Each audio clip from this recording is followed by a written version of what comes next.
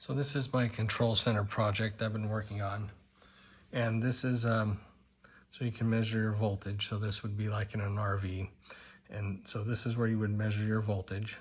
And then here I've got it set up to where you can do holding tanks. So it's just automatic. It takes about 4 or 5 seconds to update.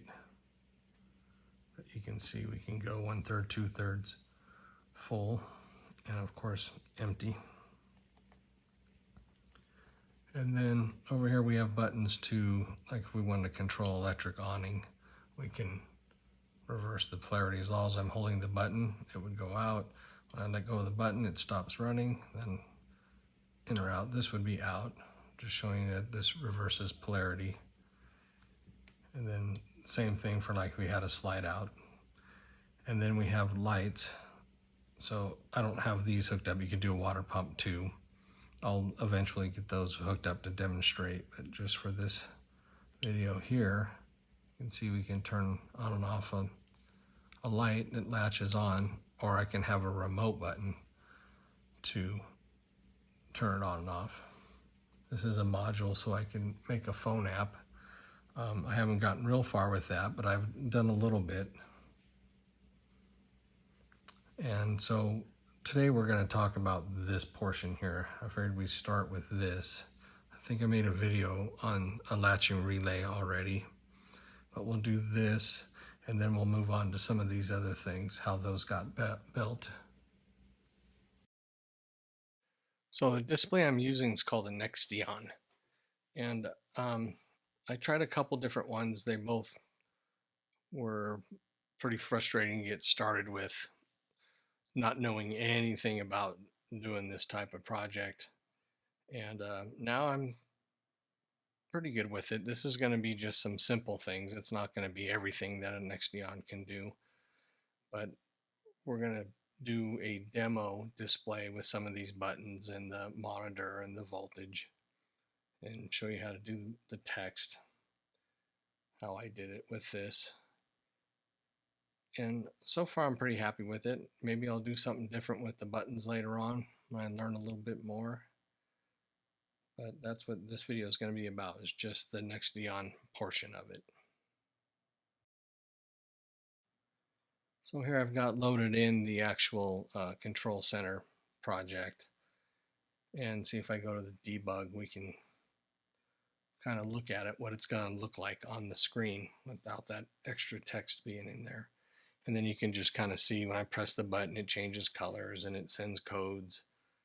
So these will, as long as you're holding it, it'll run a motor, and when you let go, it'll stop a motor.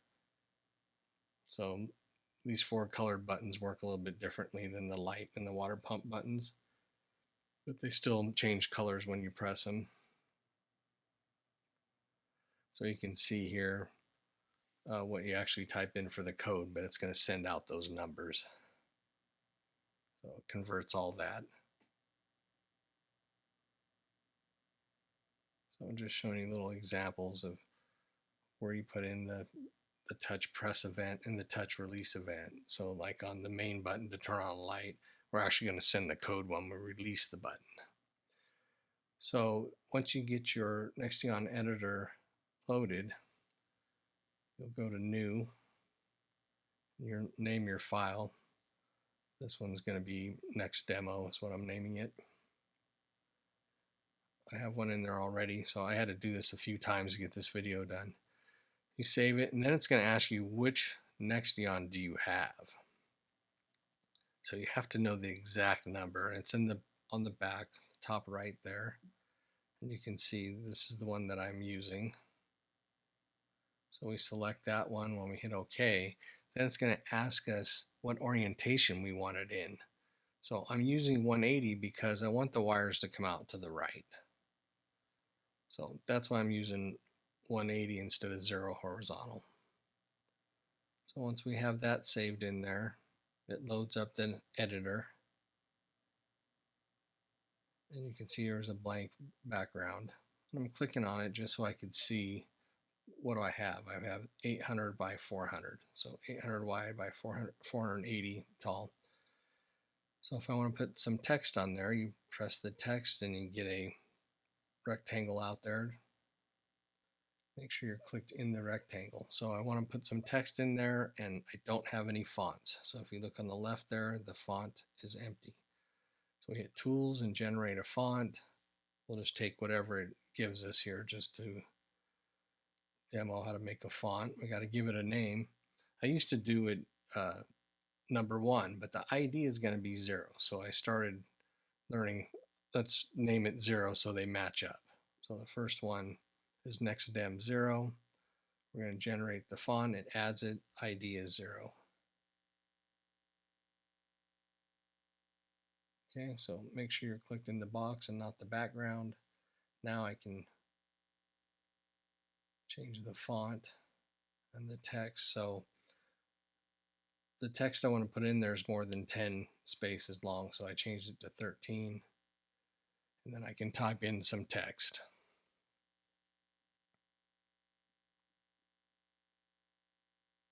Okay, we press enter and it changes the text.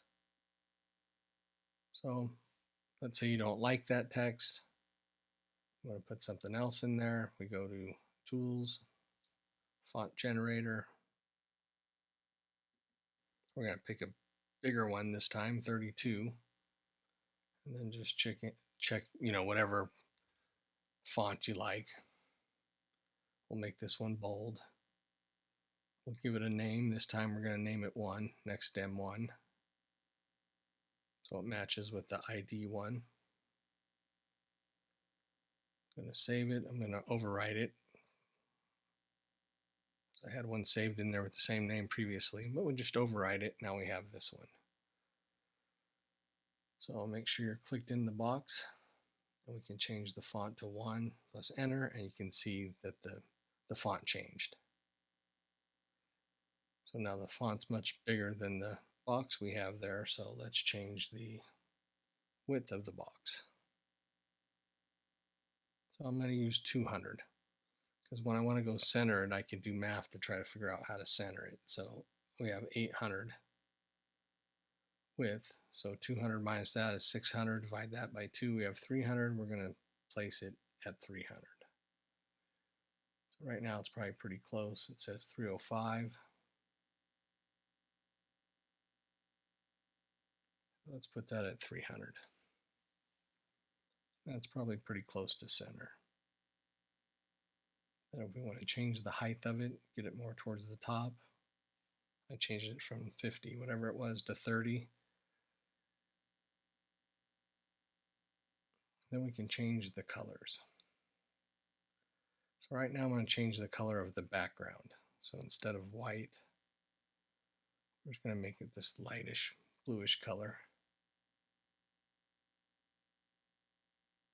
Okay, but now you can see the box is in white. So let's say we want that to blend in more. We can change the box from white to the background color.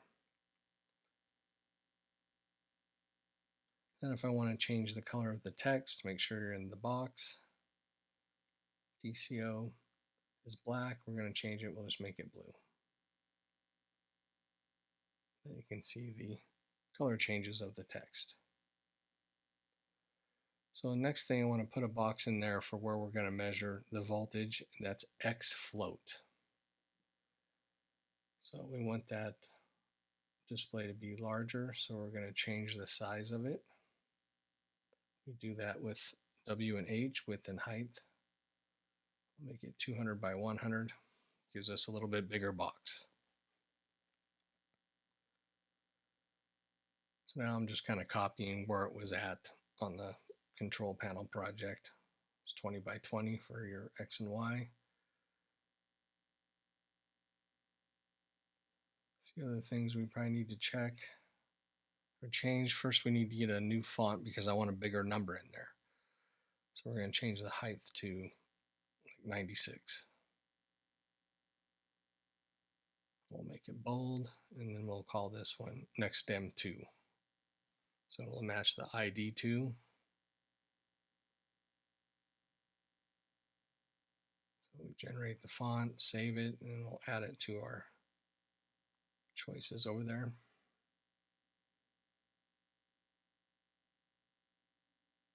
And there it is. So now we go to the font, change that to 2. You'll see the size change. A few things we have to change here. The object name right now is x0. And in the code we have written, it's recognizes xf0. So if I change that to that, I don't have to change nothing in the code when we go and upload this into the display. And so we changed it to global also. So we want the microcontroller to be able to talk to the Nextion. It has to be on global. Then we get rid of the white box and blend it into the background. Now this VVS0 is going to tell us how many digits we have before a decimal point, and the VVS1 is going to tell us how many digits we have after a decimal point. So now if I want 13.2 volts, I've got it set up for that. Then we're just going to do another text box just to label it voltage. So same thing we've been doing.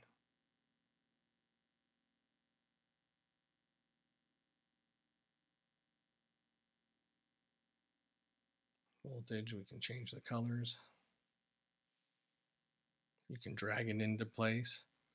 And then I'm just showing you your part of the code where you can see XF0 there at the bottom line.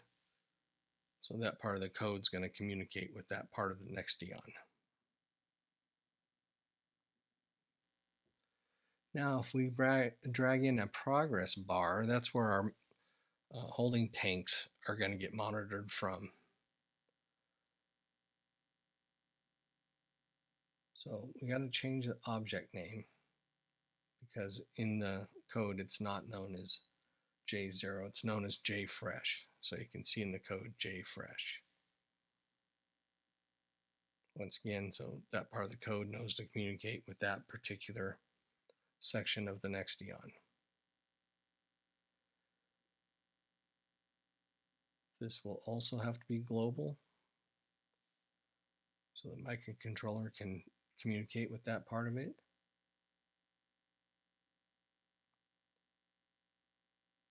Now the val is our starting val. So if I had 50 in there, that's why you see the bar at 50%. If I change it to 0, that's where you're going to want your starting val to be 0. So now we can go in here and change some colors. So if I want the background to be white, and then I'm using a fresh tank, so I like to use blue. So it's color coded, so when you're looking at your holding tanks display, blue's your fresh water. So you can see I changed the starting vowels there so you can see what it's going to look like as it goes from 0 to 1/3 to 2/3, and then 100% full. And then our starting vowel will be 0.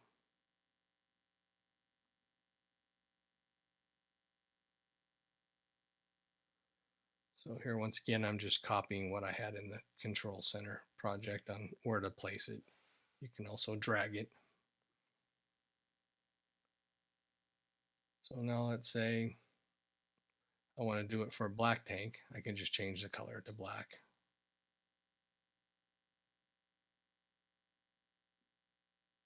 So you can see the color changes. So it'll be easy to tell from your gray tanks and your black tank and your freshwater tank. So we'll change that back to blue. Just double checking, make sure it is blue. Then we're going to put some labeling on it. So new text box. And we've done a bunch of these now, so we'll go through this pretty quickly.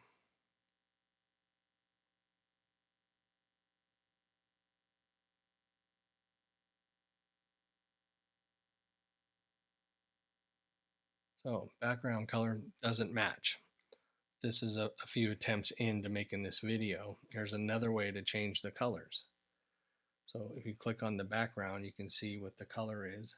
It's 45055 is what that is.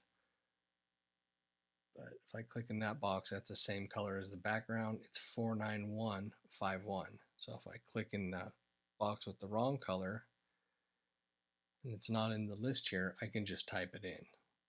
So once I get it typed in correctly, 49151, enter, changes color. So that's another way you can change your colors.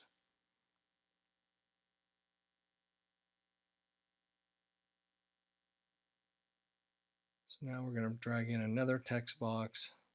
So if you want to label it empty, 1/3, 2/3, and full across the top there, we can do that also.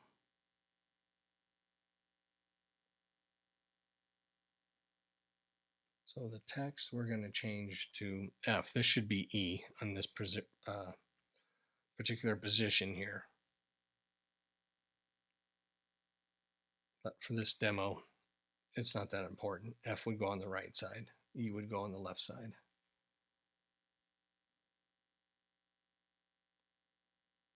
So we made that box smaller. We're going to go look at it so we can get rid of that T3 and see what it looks like. So it's a white box with black text. So if we want to change that, make sure you're clicked into the box you're trying to edit. So notice here I'm doing PCO instead of BCO. So we go look at it and it's not right. We changed the text color. I want to change the background color. So let's go back in here, click in the correct box.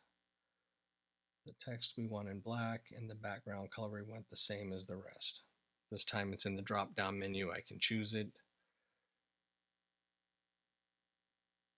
Go look at the debug and now it's the way we want it to look.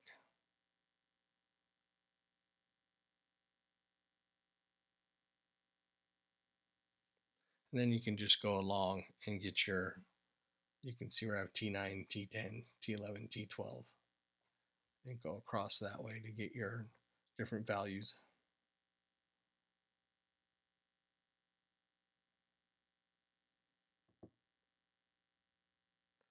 So now here we're going to look at this button here.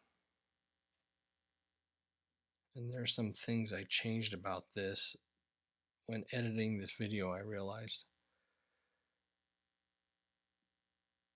But you notice the buttons are round. And a lot of this stuff we don't have to change once we load in round buttons.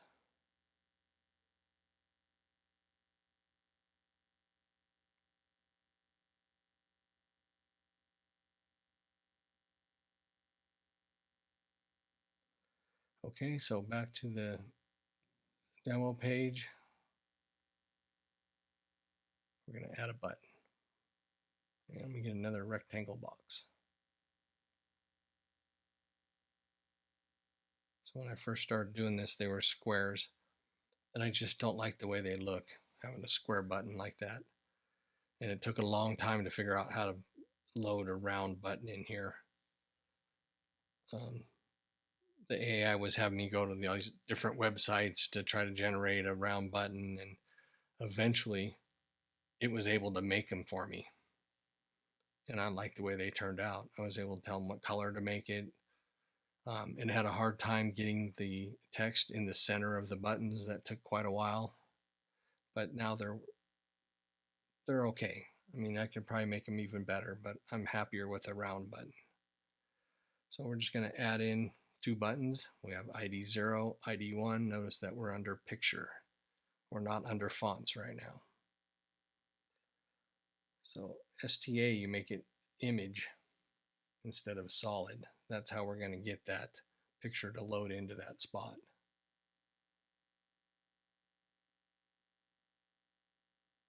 So we tell the first pick is 0, the second pick is 1.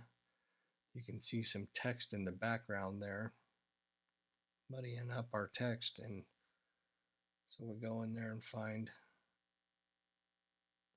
where the text is and delete it out. Hit enter, that text in there is gone now. Save it, go look at the debug, and you can see when I press the button, it changes color. It's not sending any code out yet.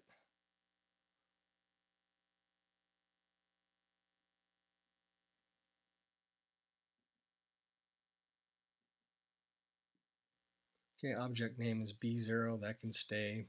I need it global because I'm going to have the microcontroller change the color of the button whenever that light is on. So it needs to be global, so there's two-way communication.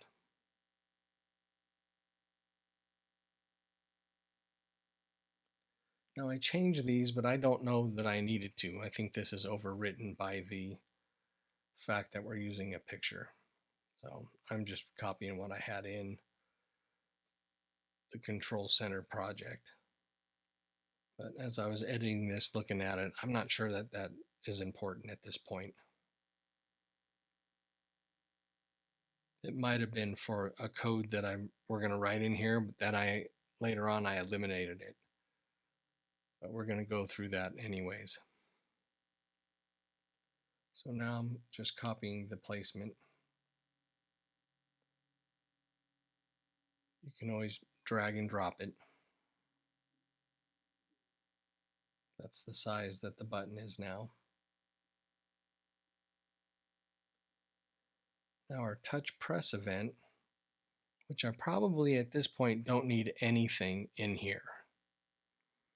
So there's a code in here because then I'm writing a code below this that made that button flash when it turned on. I realized later on I probably don't need it. I liked it at first when I was doing it. It kind of let me know that something was happening. But now that I have that button changing colors when the light's on, I don't think I need any code in the touch press. So the touch release, I do need a code in there. Okay, and I'm just typing this in, and that's when I release the button, that's what it's going to send to the microcontroller, and the microcontroller is going to tell the latching relay board to toggle.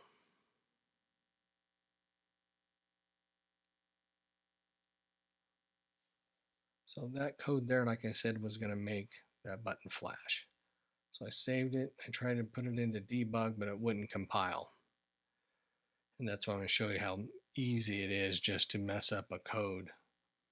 It's kind of telling me here something's going on right here on this line. So I put it into chat, and chat told me, hey, you're missing a period. I was like, oh, duh. Easy thing to do. So I put in a period, got that corrected. Then we can go look at it. So you can see when I press the button, it'll send a code, which I don't think I need that code anymore. But then when you release, that's the code that's actually going to go toggle the relay for the light.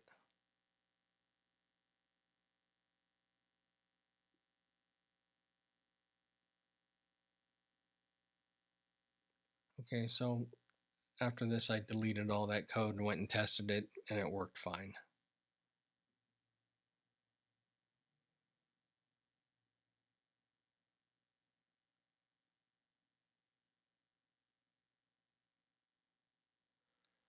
These buttons work a little differently. So you can see I have them color coded, but when I press it, it's going to send an A in, and it'll also say a small A in. So one is when you're touching it, the motor will move, and one's when you release, the motor stops. And then you can do your in and your out. So you can see the touch release is a slightly different code. So one's got a capital S, one has a small s. So if we go to the debug portion, we can see that when I press it, it sends a code. When I release, different code. Okay, so that triggers the relay. It stops the relay. Same thing on all of them. They're all labeled a little different.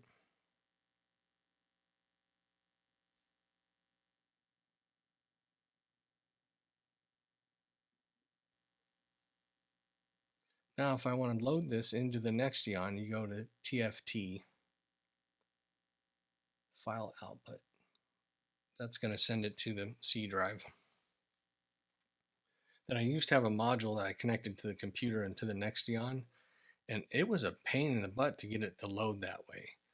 It's possibly I just was doing it wrong, but then I saw a video where they were just using the flash drives, so I started using those. It's just way easier and way faster. So you can see I just copy and paste it into my H drive. But when you load it into the Nextion, that's the only thing that can be on that drive. So you'll see here's where we're starting with. I turn it off and load that in. I turn it on. It automatically starts downloading. You can see it's upside down because I have it at 180. It'll tell you when it's done. You turn it off, eject it. Boom, it's loaded. There's our demo. You can see didn't change anything in the code on the teensy. Light turns on, it changes the color of the button. Light turns off. Monitor panel works. This is all because I labeled them all the same. Now the wiring, I bought some other plugs so I could wire them. But you can see here the colors don't match what you normally would like them to match, the color code.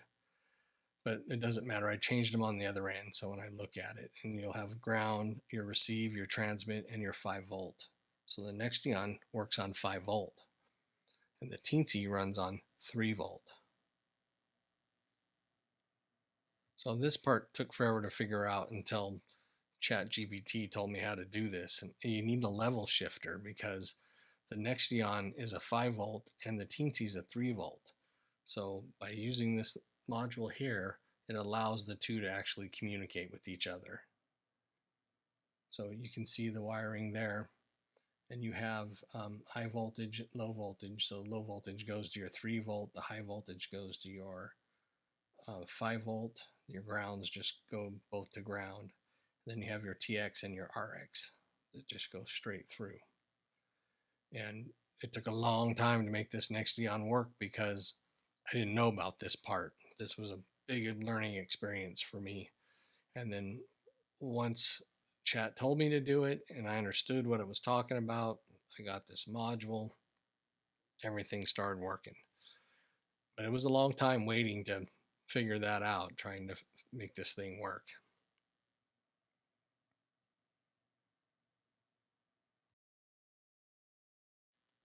Okay, so that's a little tutorial on how I programmed that Nextion. So if you haven't done one before, I hope this makes it easier. I had a hard time getting it to do anything like I explained in the video. But I like the way it is. Maybe in future projects we'll dive deeper into it.